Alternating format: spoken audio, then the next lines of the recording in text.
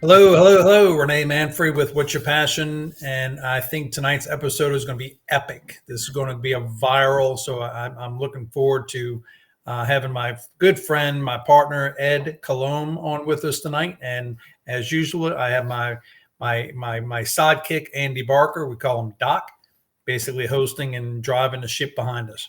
So tonight's really just an opportunity where Ed and I have been friends for several years. We met through the past, through some business brokering, some different little video poker kind of things we did years ago, and the friendship has gone for going into almost 10 years.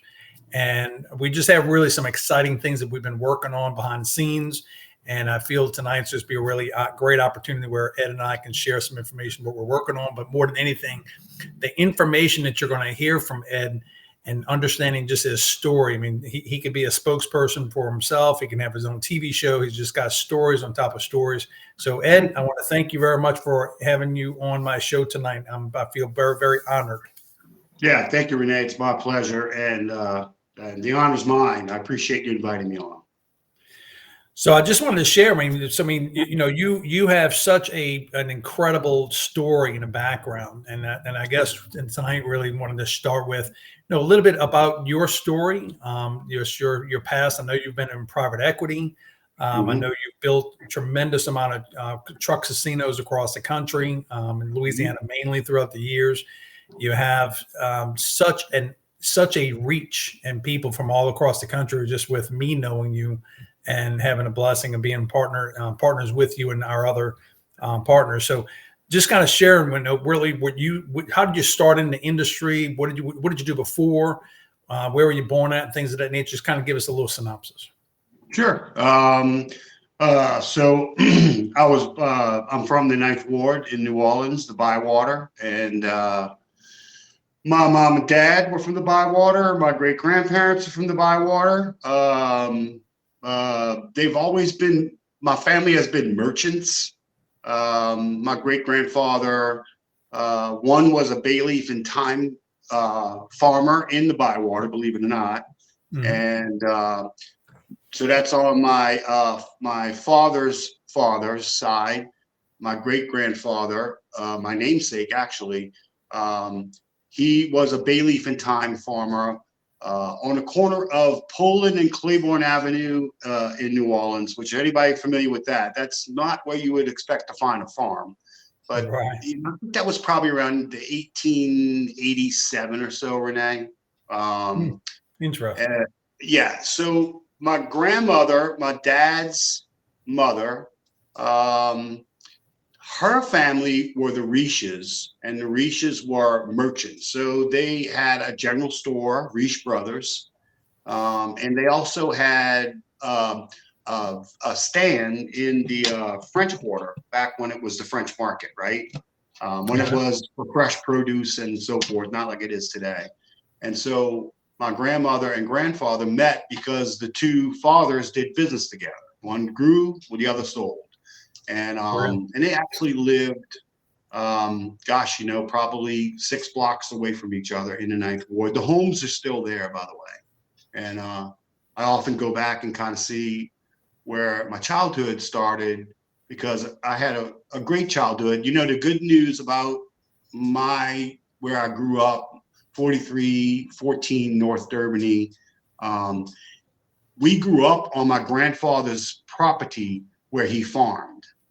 And his son, my grandfather, bought out his brothers on that property and then subdivided, sold off lots. But we always had a key lot, which, was a big part of a block.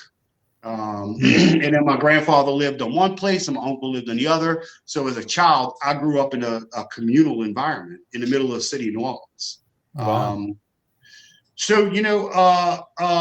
I think the things that made me the kid I am today is the adult, excuse me, I guess I'm really still a kid, is my grandfather was a mentor for me. My dad was a tad, wonky and a little dysfunctional. My mother drank, and so we had, some problems inside of our roof, but very loving mother and father. But my grandfather took me under his wing. I'm the youngest of 5 kids, and so I was just, my grandfather was my guy, man. My best friend. Um, when I was 15, we experienced a lot of family tragedy. My grandmother passed away at 74, which is young for today, but was, she was an old 74. She'd be like 90 now. Okay. Right. And then my dad passed away. Not a year later, my father died. I was 15 years old, and my grandfather stepped in, and my brother-in-law, as you know, Rene, I just buried. He stepped in and helped me become, a decent young man. And then my grandfather died. So my life changed between 15 years old and 16. And I often tell people that I saw my dad come out of my house, and I don't want to be morbid, but it's a game changer part of my life, right?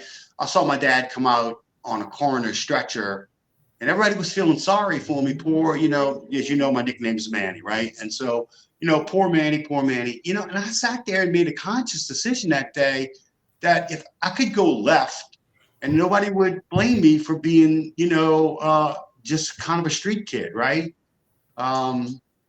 Druggy, just a lost child, or I could focus my life on being something that my father and my grandfather would be proud of. I can't tell you I've always fulfilled that, which is part of my story. But when I was younger, I joined Drum and Bugle Corps, and I'm proud to say that I reached the top of that activity. I became a drum major of the Garfield Cadets. That's the most rewarded and honored drum corps in the world. I got tapped to be drum major. I was cadet rookie of the year, and I was cadet of the year before I graduated out that drum corps, which was in 1981. So, finished college at UNO, had a lot of fun in school, made a lot of great friends. Got involved in the computer business. I'm giving you the short story compressed. Got involved in the computer business, saw an opportunity to put software that I was selling for $30,000 on this thing called a PC, a Gee Whiz machine, and took the software called ProCat, joined forces with a guy named Bob Bakfa out of LA, and I started my own company at 26 years old. So you're not allowed to cuss on this show. Okay. Why? Bakfa is a curse word? Yeah. I don't know. It is to me. Okay. So I'm kidding. Ex Bakfa, and I'll just call him Bob Smith. So I grew that business into 170 installs between Louisiana and Florida. The business kind of outgrew me because Michael Dell came in, PCs got cheap. I was a VAR, value-added reseller, and a guy named Chris Sale with Copy Products, who used to be in Metairie, was being bought out by Icon Business Systems. They needed a computer division. I knew Chris through the Rotary Club, and Chris said, hey, my dad will kind of buy you and you come to work for us and we can sell the whole thing to Icon Business Systems. So in 1992, that happened. And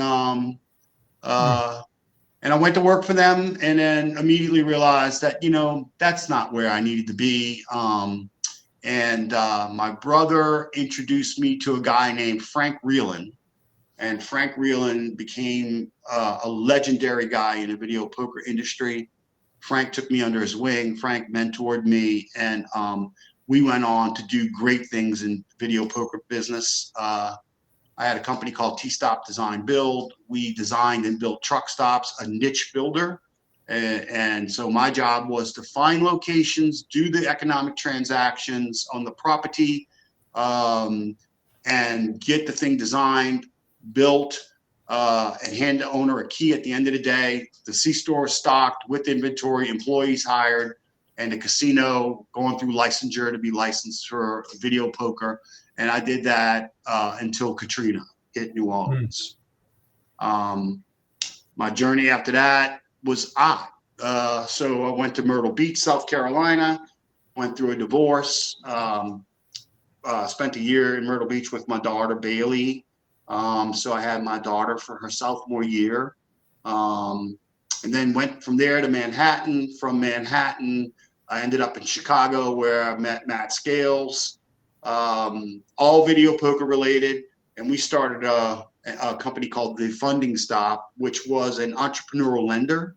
And our business model was to lend money for everything video poker, a new entrant in the industry, needed to turn on a bar. So stools, bases, machines, money for the vault, anything they needed, turnkey, come to us, we'll lend you the money, and you go from nothing to completely being in business, right? And so our rate was pricey. We raised money on Wall Street. We raised runway money from local guys in Chicago, rich guys, and one rich guy in Dallas.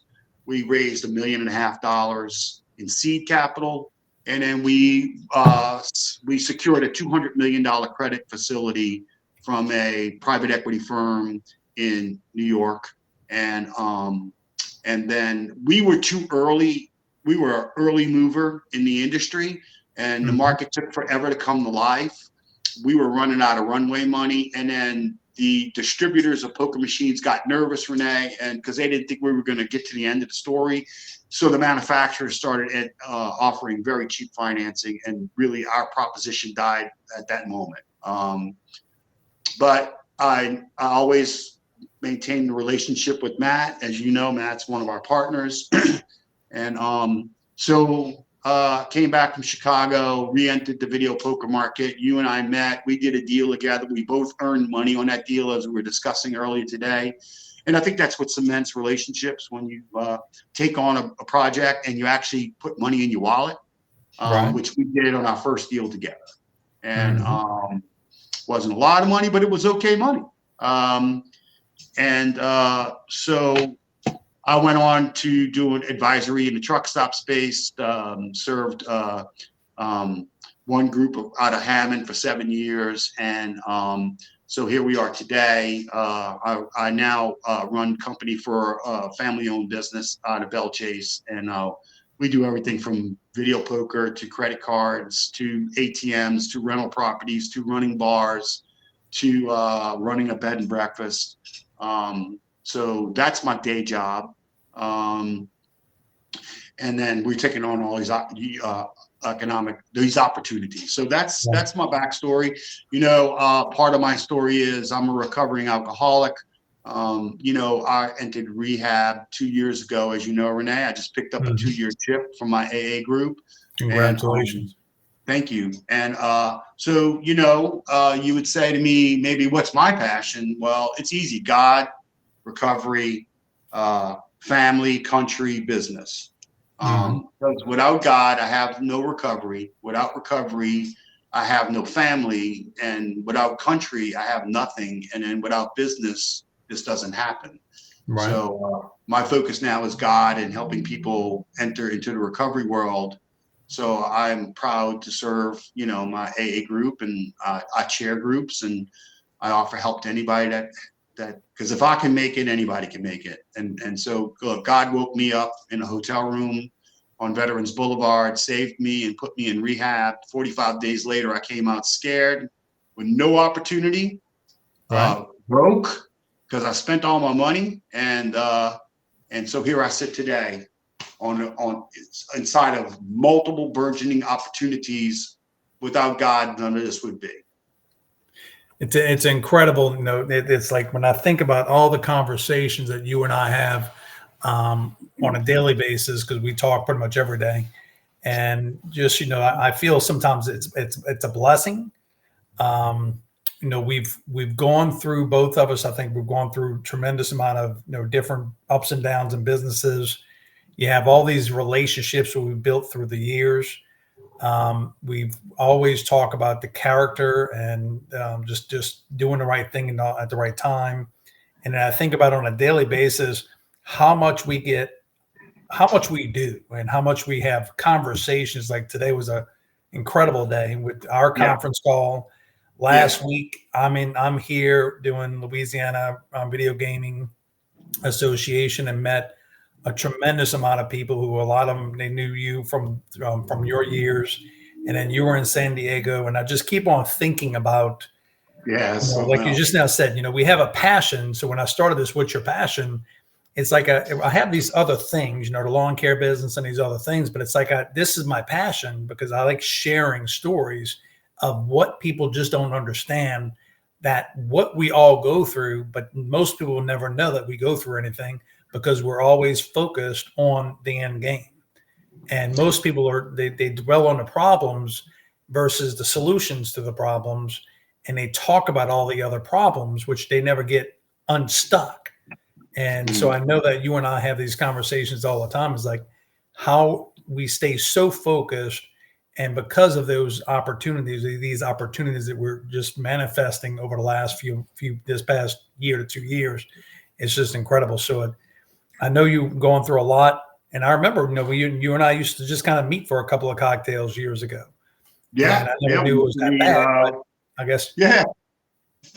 Look, I love drinking. But Renee, I want to step back and say something that I tell people.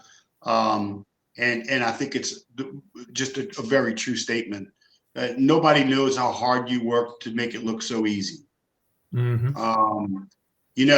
You can turn the switch on my back and I'll download on anything that I'm inside of a niche. As you know, I'm a niche player. Right. And I'm going to know more than most people in that niche. Because that's what I do. But nobody knows how hard Matt works on research to provide us with information. Dalton works to provide us architectural and conceptual plans. All these things that we do that are significant. Guys, I need to plug my phone in. So it's running a little low. I apologize. We'll get with HR and we'll have it taken out of your check. Yeah, Doc.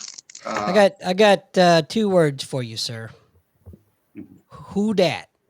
Who dat? Well, listen. Oh gosh. I think we lost him. I have a feeling he'll be right back. So on that subject note, we're going to go into some things with Ed about our projects and things we've been working on. But again, when you hear the story of what Ed, I mean, you can tell he really just is a book of he's like a dictionary. You can kind of talk to him about anything about Louisiana laws, things of that nature. He pretty much knows so much. But it's just, again, the relationship and friendship that we've been able to maintain. He's taught me so much about different business and different things. And that's where the power of relationships are so impactful in today's time. People don't understand that. The power of friendships, the power of relationships, the power of networking, the power of communication. It's just really that is what I keep on coming back down to, that has helped myself, and I think so many others, just excel in business, that you have to be connected to people. And when you surround yourself by other great people, you're going to become better because you're constantly sharpening each other, right? There was a very wise man who had a wise quote. That's the power of love. As a matter of fact, that man was Huey Lewis, and he was the news. Yeah. Can y'all hear me? Am I back with you guys? Yes, sir. Yes, sir. Okay. Yeah. I love Huey Lewis, and I also like his news. So Rene, just getting back to where I was, I don't think people know how hard you work to make it look so easy. And our days start early and end late. And you try to fit some time in there for your life and just social. But we have so much to do right now, and we are finally getting to a spot on our entrepreneurial opportunities that we're going to start seeing. We won't see dead presidents yet, but Right. we're going to start seeing the fruition of what we're working on. Mm-hmm. You know, so yeah, so pick back up where you were. I apologize for dropping my phone, guys. It's low tech. No. It's technical. You know, Yeah. you mentioned dead presidents. I'm sorry, Renee, I cut you off, sir. Stick around. You know, you might see one here real soon. Just saying. Yeah, yeah. I tell Renee our Finn Park opportunity. We drive dead presidents into parking lots, right? Right. Because we have a unique niche. Whatever you want to get to next, Renee, in regard to the opportunities that we're working on. I'm sure you want to talk about Amp Station and Finn Park. You're the director. I'm working for you right now.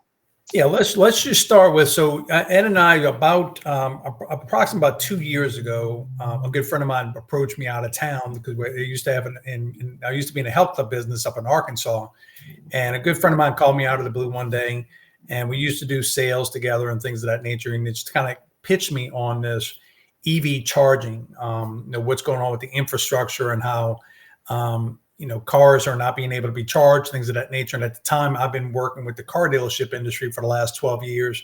I had an Allstate insurance agency, so I wasn't really paying too much attention to EVs or EV charging. I've always looked at it from a perspective of buying one or a consumer, but I never really thought about it from a business perspective.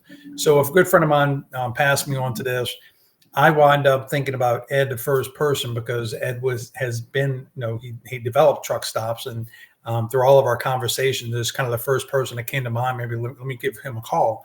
So when I reached out to Ed, and this is about 2 years ago, that it really piqued his interest.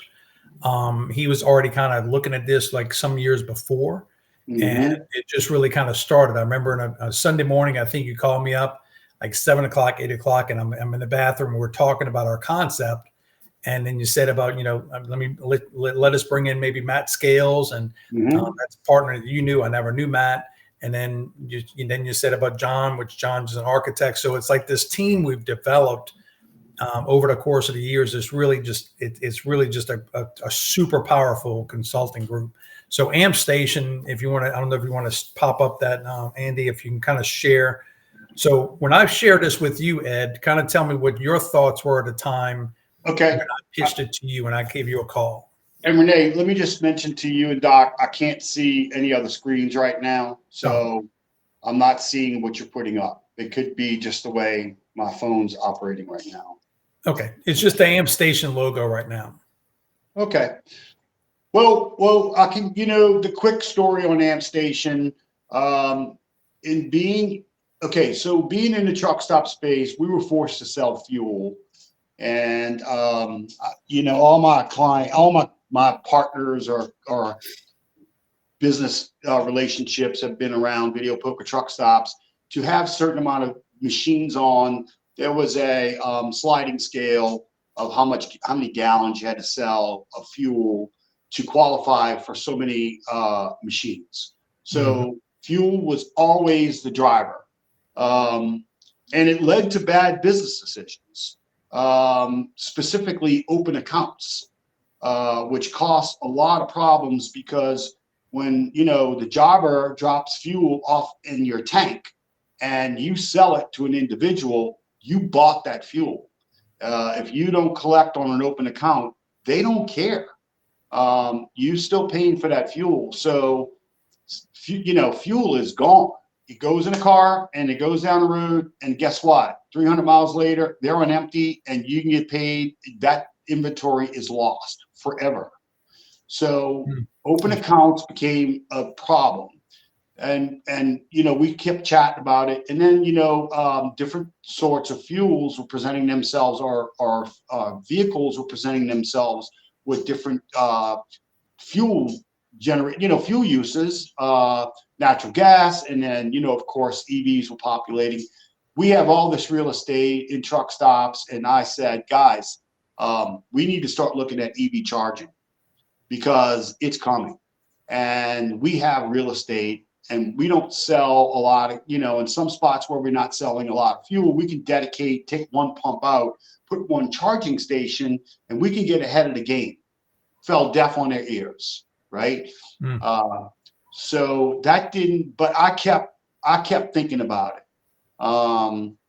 And what I related it to was, I can go around to the C-store guys I know, sign a bunch of contracts that are in suspensive condition to come back and place charges. Really what I'm creating is a portfolio of leases of areas to go put charging devices, right? So that was the first approach I took to it. But then the more we started thinking about it and talking about it, Rene, what really hit my head was, we need to offer amenities, because now we're learning that it takes 30 to 40 minutes to charge a car, and people don't want to sit in their car. And we started doing our homework. And so, first we were going to call it Volt, if you remember. And then we said, let's get amped up at Volt. And then AMP won out as the name of the company, because we put it to a partnership vote, and AMP just flowed better. And there was a Volt Coffee, as you know, we tried to get involved, and those guys were not interested in talking to us. So we took AMP and ran with it. So that's the birth of our business. And we did a lot of work. So I don't know what, so however you would take the AMP story. So if you think about it, so we've talked every Friday for 2 years. Yes, we have. So when some people don't understand that when you starting a business, that even though most people think we're nuts and they haven't really been, oh, well, you're still working on that thing or that idea. And what most people don't understand, that every single business that you see in today's times, it started out with an idea, and it took time and years to perfect. And when I look at, what we've done every single day, you and I have had conversations with, numerous amount of people, from legislature to state areas to wealthy people. We pitched some different private equity firms. And it's just been incredible kind of just watching the fruition to where now we're really starting to feel that, hey, we're getting closer with the right people, the right time, and the right locations. If you can flip to maybe the next screen, Andy, I'm not sure if you can change the picture. So that's Ed. So now what's on the screen right now, Ed, if you don't see it, this is our first concept of creating the AMP station over by the airport. Yeah. So this is the one that kind of shows 3 different retail locations, coffee shop, Bueno, hot wings. You'll see that you have charging stations, which it has solar power on the canopies. And this is what we kind of started out with as our vision. Our vision was, here cars can come in, they can charge, they can have a nice seating area outside, they can have places where you can go to eat, bathrooms, they can have a nice lighted area.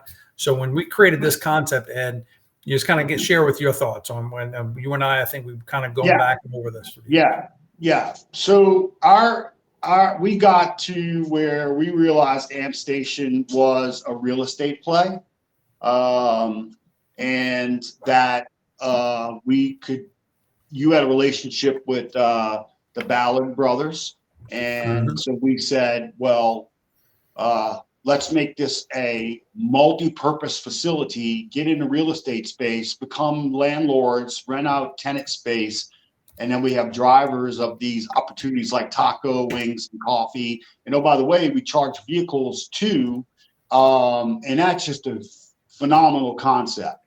And that potentially will be where we end up down the road in the offing. But the reality of our current economic situation came home to roost.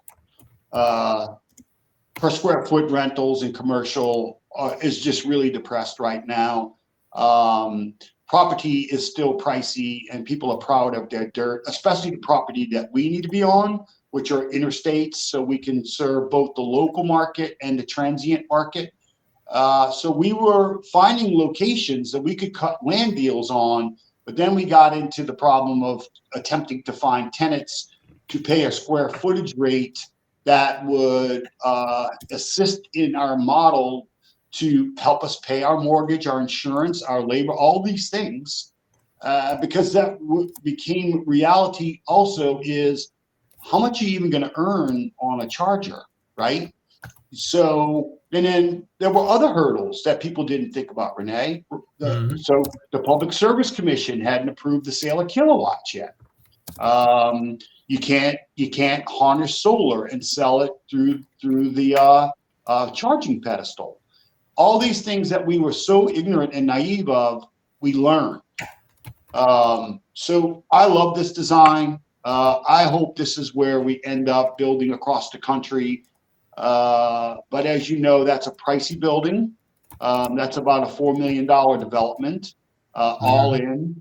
And we just can't turn the numbers to earn enough money to make that a reality at this moment. When the economy changes, then sure, I think that we will build an amp station that looks like our initial concept for certain. That's a beautiful building. Manny, we have a question in the room, and the question is, what's the average cost of a charging unit installation and the potential hourly net income of a unit? It's a great question. A level 3 charger sells for about $75,000.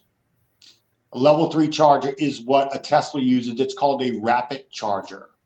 You got cheaper models, but the average price is going to run you between 50 and 100 grand for a rapid charger, a fast charger, a level 3 charger. Level 2s run around 15 grand. But you'd be shocked at what it costs to get in the power. So every level 3 charger requires a 400 amp service. So to turn on the power for one level 3 charger, you need to pull in enough power off the grid to power 2 homes at full capacity. Like ACs are on, everything in the house is on, and you are screaming 200 amps of service. That's gets you to about 150 kilowatt environment. So the level 1 chargers, you can buy them on Amazon for next to nothing. That's what you put at your house. Our space is level 3 chargers. So a common setup for an amp station is about $800 to $1 million for us to put in 5 chargers that are dual, so we can charge 10 cars on 5 chargers, and all the ancillary equipment that is required to make that happen is about $1 million. What can you earn? So there's 2 ways of approaching that question. I'm a gas guy, so I'm from the old school, buy at wholesale, sell at retail. So you buy from the jobber for $1, which would be nice, but keep in mind, just simple head working. Let's say you bought a gallon of gas for $1 from a jobber, and you sell it for $1.15. So you're making a gross margin of 15 cents a gallon in there. So charging is the same way. So you can go to Entergy and buy power for average price 15 cents per kilowatt hour, and you can sell it for what the market will bear. So, if you're using that example of 15 cent per kilowatt hour and you're selling at 65 cent per kilowatt hour, then you're making 50 cents per kilowatt hour. Now, what is an average charger? What does it look like? So for us to do our economics back in a napkin, this is what we figure. One charger, one charger plug. So let's keep it in simple conversation piece that people will understand.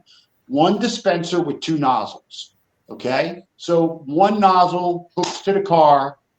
An average charger in a good market, that charger will experience 8 charges per day. So one side of the plug, one side of the dispenser, one nozzle, 8 cars a day, 45 kilowatts per charge is the average. So if you got a dual, you're doing 16 charges per day at 45 kilowatts per hour per charge at 50 cent per margin per kilowatt hour. You could do the math. So it can be a profitable business, but the barrier of entry to get in is a big price tag, which we can talk about how that's even being managed today.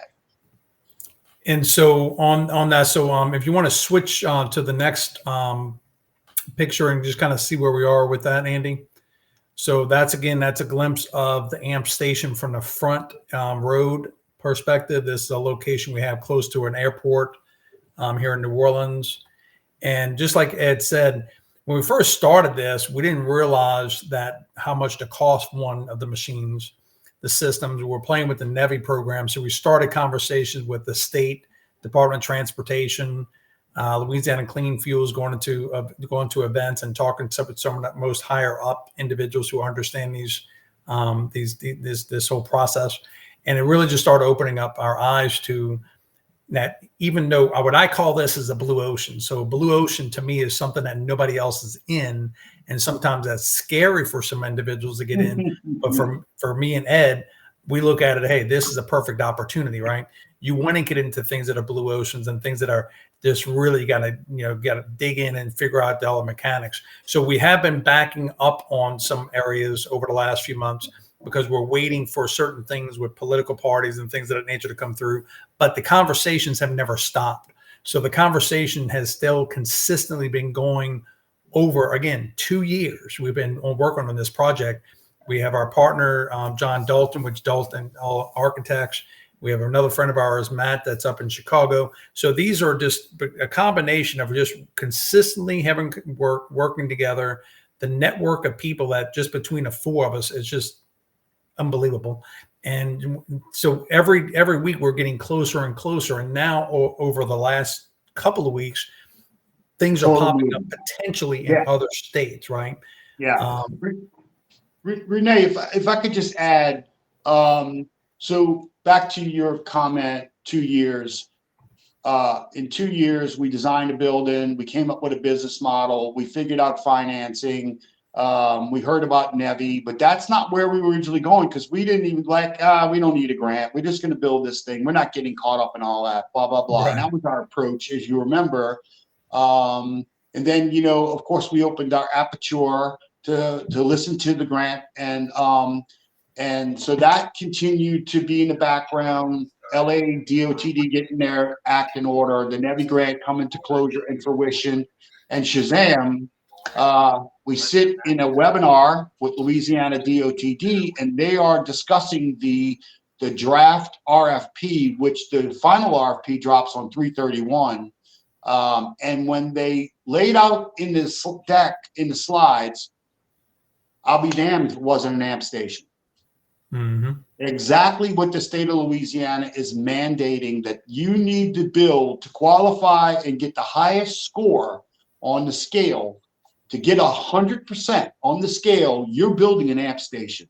We had no clue that that's where that was going to end up, but I'm very proud that we kept looking at the market, looking at the industry, understanding what people want, constantly looking around, learning, talking to people all over the country. And we partnered with Blink, one of the largest charging companies, pedestal providers in the country. Right. They cut the largest deal with the United States Post Office. Their stock just went up 30%. That's our partners. They are our partners in this project now. And Blink, a publicly traded company, and so AmpStation and Blink are working in a venture now to build an amp station, hopefully in Jennings, Louisiana. So 2 years of banging your head against the wall, but making progress. And in the last 2 months, this has all come together to this one defining moment where we have a chance to win a grant. And I think that we have one of the best chances because our project and our definition of what it should look like is exactly what they're asking for. I just wanted to put that in there, Rene, because that's a significant event. in Yeah. the life history of our company. So No. enough on I that. think again, on all the conversations that we're having, it's again the consistency that we've done, the power of just the difference of so much I guess information that each one of us have, the power of the partnership that we've created. So when I looked at this, I've always told everyone in my life that it's not so much me that I've been able to do certain things. It's because of the people that I've always learned that I'm not great at everything. I'm good at certain things, and I have a work ethic that nobody really has. So very few people, except for Ed and a few of us. And so, but I always learned that if I can just connect with the right people, you can make anything come true. And that's really what the power of our relationships has come from, because each one of us brings so much value to our team and to our conversations, into the relationships that we're building.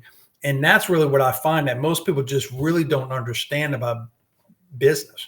That majority of people is not that one person's better than the other. It's just that person put together the deal team, the best team.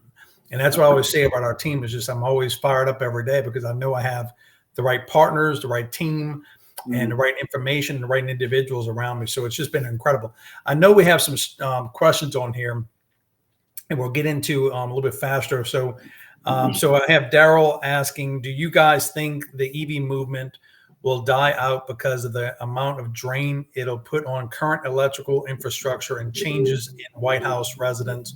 Or do you think it'll eventually replace gas? If so, what's the actual environmental impact of that? What's your thoughts on that? So let's unpack that question, right? That's a lot of questions in one question. The grid will never support what we're attempting to do today. So we are a first mover. But ultimately, we're going to get to an EV marketplace that will be 30%, 40% of the cars on the road that will be EVs. California has a push to be 2035, but California can't even support their current grid needs. They have brownouts and rolling blackouts all through the state, as we have heard on the news, but they have a forced march. That's politics, to be honest with you. That's not reality. I spent some time in California just recently, and this is a big subject. And folks in the industry know that that's a great goal. You might achieve 30% of that, 40% of that, but that's never going to be 100%. So the grid needs to grow up and needs a very robust ability to support the power. So one full-blown EV stations serving cars throughout the day, like a gas station serves combustible engines, that takes the power of a combined power drain on the grid of a Walmart. Right. So you're not building Walmarts on every corner, my friend. So the grid needs a lot of work.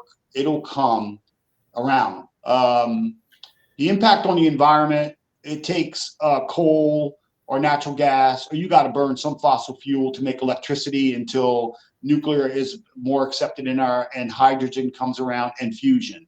So I think as fusion comes and becomes the gee whiz new toy, which it will, because fusion is now working. The last time they tried the test, they made more energy than it took to make energy. So fusion now is going to be something that's coming in the future.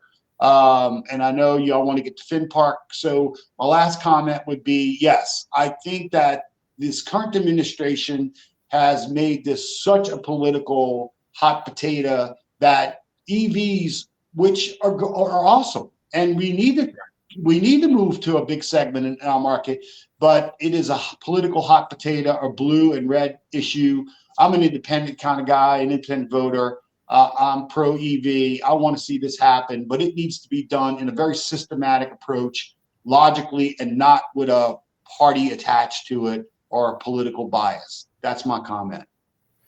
So let's just, so we're gonna because we're running out of time. It's amazing how fast time goes. So before we'll come back on that with Am Station, we can answer questions another time. But we want to get on one other project that Ed has been working on for quite some time, and I've been able to come into this project with him. Also, I do a lot of traveling on the interstate, so I started seeing this problem as Ed was sharing with me this opportunity with FinPark. So this is a truck parking concept of basically supporting truckers that are on the road and they have to have parking. And when Ed brought this to my attention, as I'm driving across different states, because I deal with transportation for boat companies, I started noticing all these different empty parking spots that could be potential. So kind of, Ed, just share with us FinPark, and you know more about FinPark and really the issues that the truckers are having. So kind of share with me where we are with this project. And I can cover it real quick. So I'm sounding like the guy who bought the guy Robert Kraft with the New England Patriot, or the guy that had him before Gillette Stadium. You know, he liked the razor blade so much he bought the company.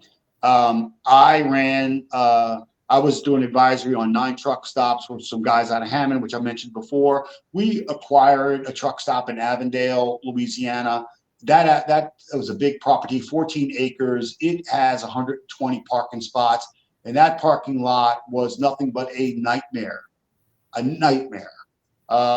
Truck stop parking lots have their own mayors, their own police force. They'll take control and they will destroy your property, change tires, change oil, do service. They think they own it. We decided, and remember where we started, video poker is connected to fuel. Okay, so you would say, okay, if you fill up with us, you can get a free parking spot. Let me tell you what that's a RICO, a crime, right? Because it's an organized crime. What happens is the guy doesn't buy fuel. He tips the cashier in the fuel desk $20 and goes down the road and buys fuel from Racetrack or a cheaper spot. And then he comes back and parks with us. He never bought fuel. He litters in our lot and he creates, and remember, we're paying rent or mortgage, insurance, taxes, lighting the lot. We're paying all that cost and we're getting zero benefit. In fact, we're getting nightmares. So we made a decision to kick them all out. And we don't care if you buy fuel from us. It doesn't matter, okay? Because you're going to come back and buy fuel from us anyway. We're not silly. So we kicked them all out. And then we turned the lot in we monetized our lot. And we said, you have to pay $200 a month to park here. And you can park your car at the spot, but we're numbering spots. You're going to get a decal and you're going to pay to park. Because guess what? It's posted. And if you don't pay, we'll give you a warning. But if you don't pay again, we're towing you out.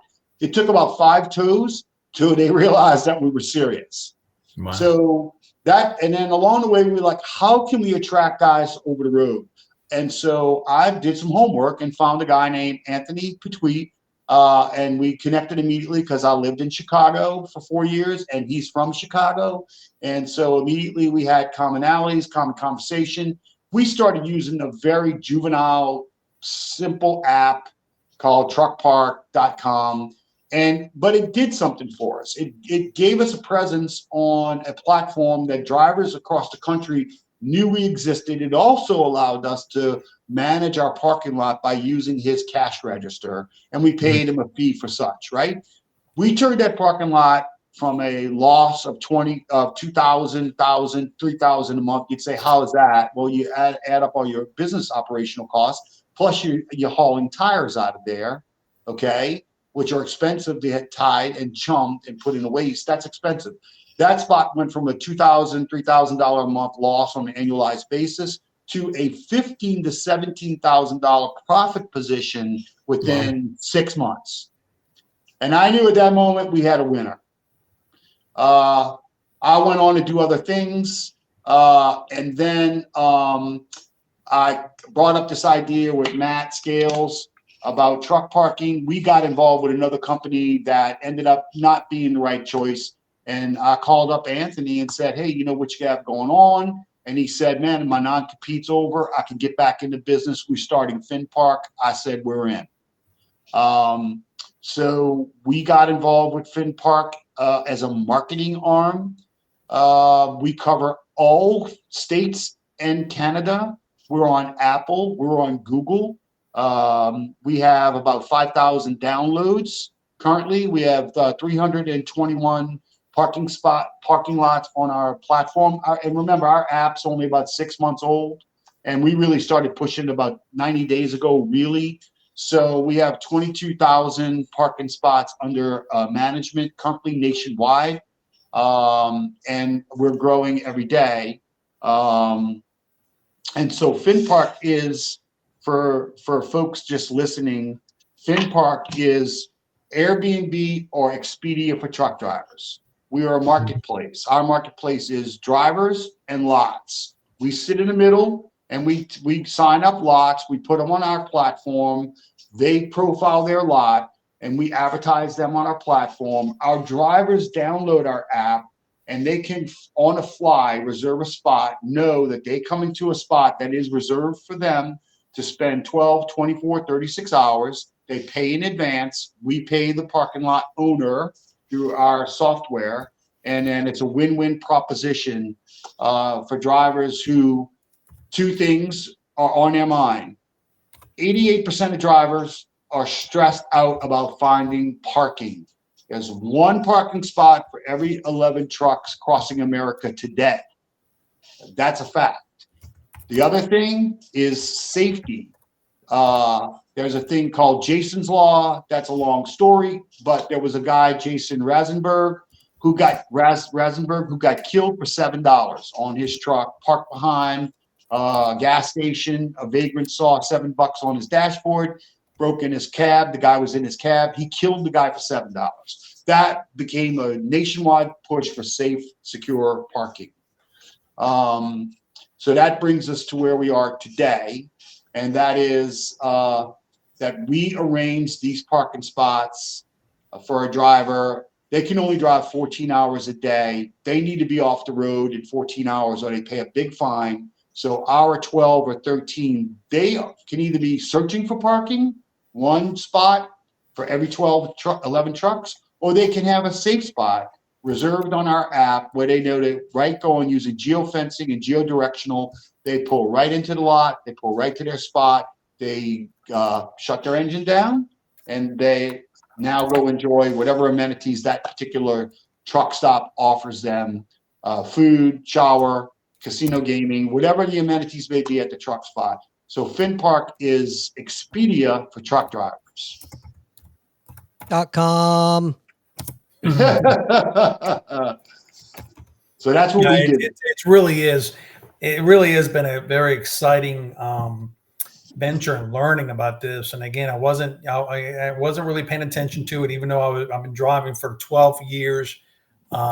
We started this boat company, transportation, crew change, and I think I've been on every part of the interstates and highways, but I never thought about it from the truck market until Ed brought this up to me, and all of a sudden, it's kind of like when somebody tells you, kind of start looking for something. I started looking, and so I think we've gotten some new accounts signed up through that. And we do. This past week, he was in California, and I think you were asked to be on a panel with some very high intellectual people, and made some great connections. Is that correct?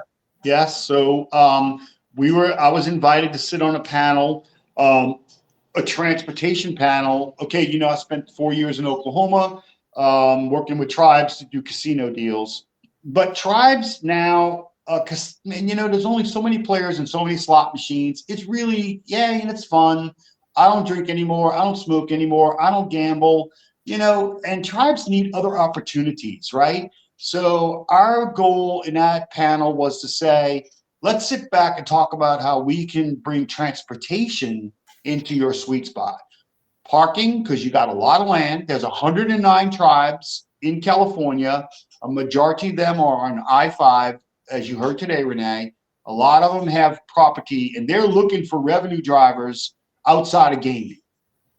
So that's our FinPark proposition. And let's go park in your lots, and let's talk to you about building truck parking lots as well. And then the other guys were speaking about premier parking for player rewards, premier parking, and then Shazam, there's a guy on there talking about EV charging. So in that one moment, for me to go out there and network, we opened California for FinPark. And now we're going to have a conversation tomorrow with a gentleman that is wired and tapped into developing EV charging stations in California. And we're going to now have a conversation about a co-venture with this gentleman to spread our Amp Station brand into California. So phenomenal networking moment. 3 days of nothing but travel. 1 day to take a break, but I spent most of my time in the air to get there, but well worth it. And I would do it again in a heartbeat, Rene. But yeah, so that was our panel, and yes, I was an invited guest as a guest speaker. Quite a compliment for a guy that had, 2 years ago was finding his way out of rehab. So God works wonders, brother. Can I just say, Manny, correct? Yes. I take my hat off to you, man. Thank you. I haven't had a drink in 3 years.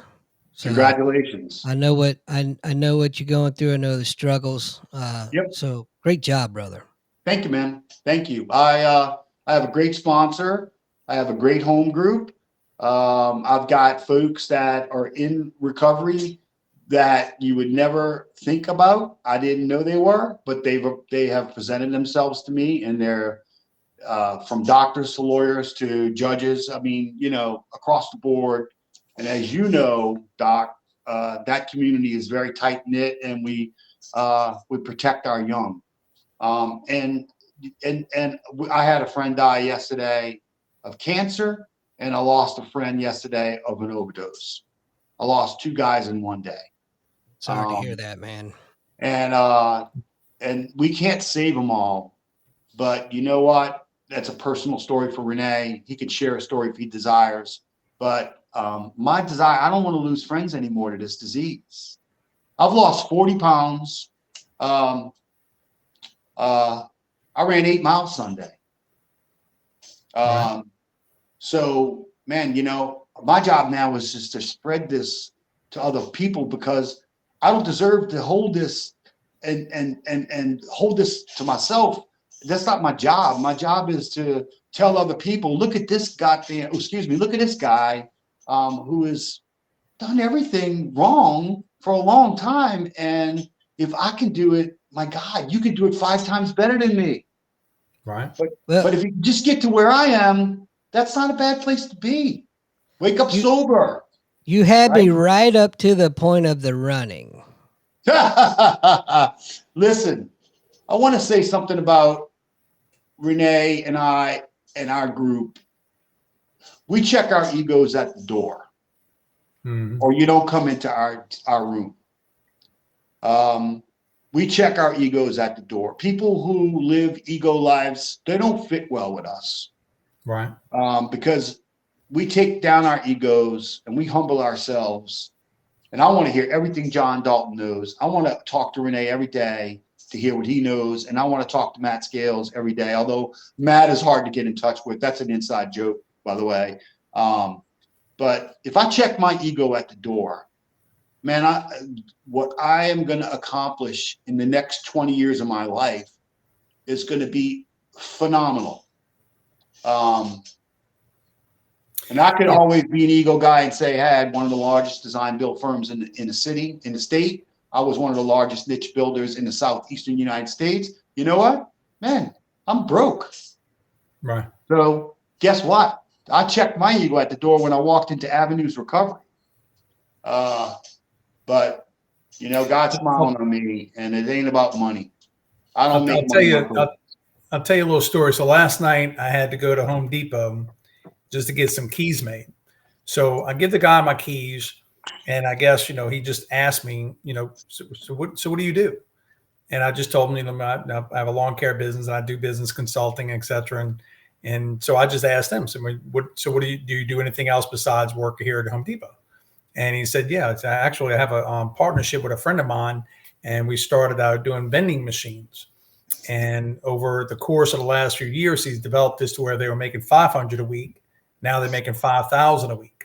Wow. With vending machines, right? Wow. And so that here's a prime story that you never know who you're going to talk to. And here's a young gentleman. He's working at Home Depot. He's got a side business. He's trying to make himself better.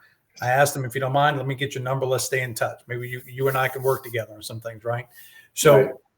the ego thing, like you're saying, I think sometimes these individuals just forget that never think that somebody else around you, that it may not be on the level that you are, they don't have ideas or things that can bring to the table. And that's where, between us, we say that all the time. We know a lot of people. We have an incredible amount of information between us. We've done several different businesses, successes and failures, and we're just striving to where, by giving back and opening to other individuals, and not really closing that door, like Ed said, it just gives you the opportunity where you're really giving back.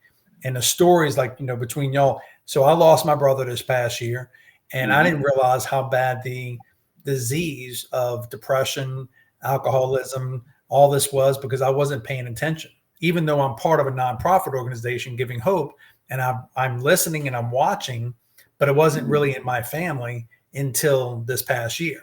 And so that hits me every day, that there's so many people that are out there that are looking for support.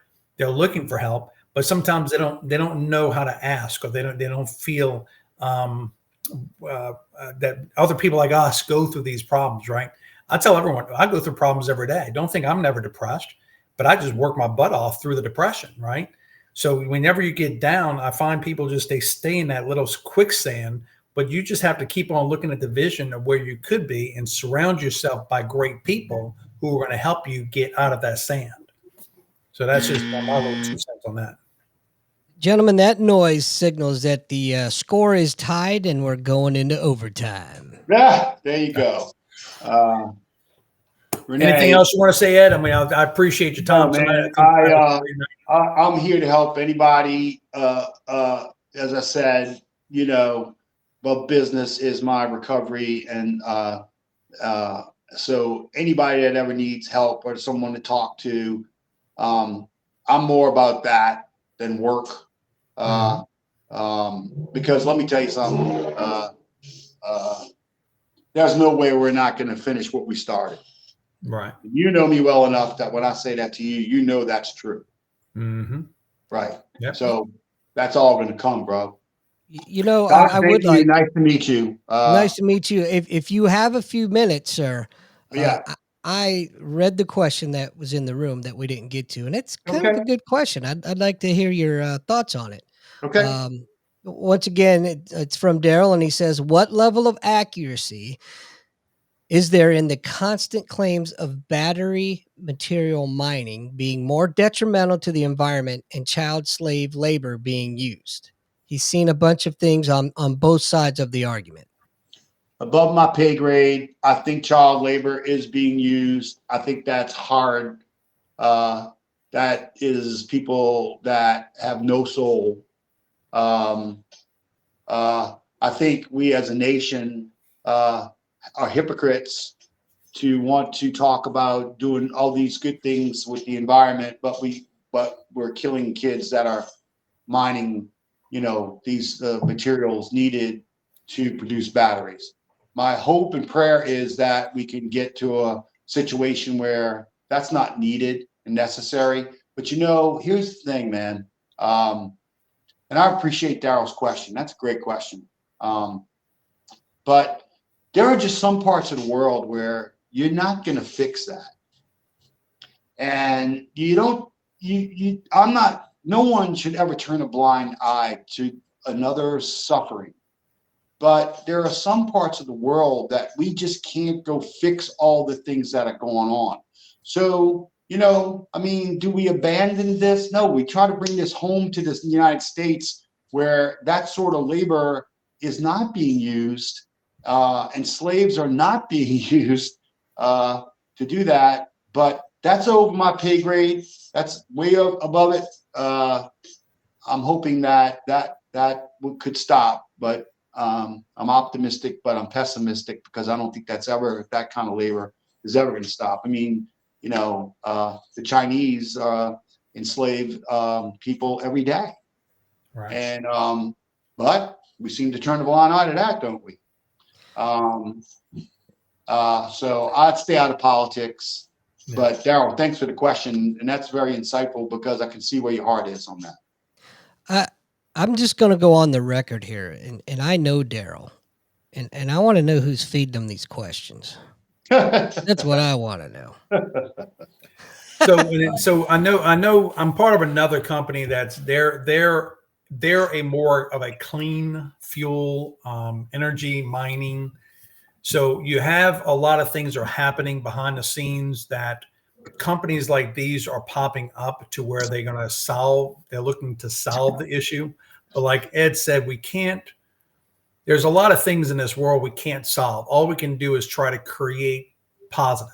And that's what I focus on a daily basis, that I try to connect and focus on things that I can control, because I can't control the political.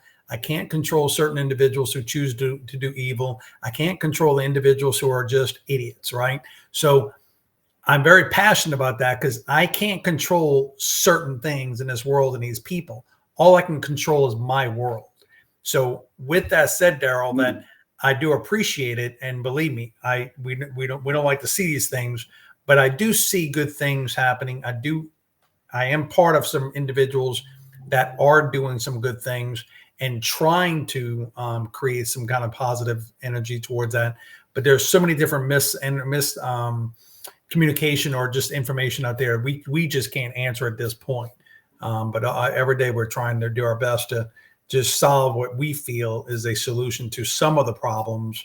And next year to 2, 3, 4, 5 years, hopefully we can see everything that we're working on today becoming to fruition, which we know is right there in the very horizon. So again, I want to thank everybody for coming on tonight. What you got? My closing comment is this about control. There's only one thing I can control in this world. One thing, Mr. Colomb. Right. That's it. So as long as I'm controlling myself and doing the best I can do and having the mindset that I have, I think the world will be a better place. But I can only control me. Correct. That's it for me. Well, guys, I want to appreciate everyone coming on tonight. I think tonight was a very, very special night. I'm going to have Ed on with future events, and we're going to talk about more things that we're working on over the next few months. And again, Andy, I want to thank you. Thank you to guests, Daryl, Blaine, and so many others that are on this. I know the podcast, What's Your Passion podcast, is growing each week. We're doing it. We have a different guest on every week. I try to bring as much value as I possibly can between myself and the connection of the network of people that's in my life, that I hope that can help some of you impact your life in some way, shape, or form. Subscribe to our channel, ring the bell, help us kind of grow, and just share these different podcasts, if you don't mind, so we can get the word out there. And I'm always looking for a really good guest that just want to share their story and bring anything of value to our podcast. Thank you very much. Good night, everybody.